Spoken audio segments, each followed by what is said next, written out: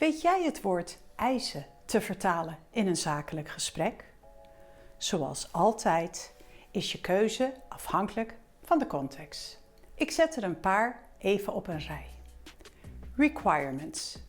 Dit gebruik je vaak in een professionele context om voorwaarden of specificaties aan te geven.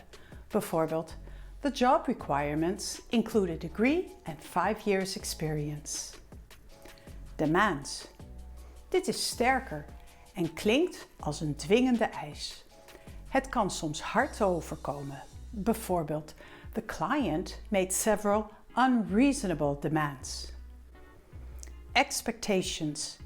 Dit is minder dwingend en geeft aan wat iemand verwacht. Bijvoorbeeld, we need to manage the client's expectations about the delivery time. Needs. Dit benadrukt wat nodig is zonder een dwingende toon. Bijvoorbeeld, our solution is designed to meet the client's needs. Dit was weer een tip van de Business English Trainer.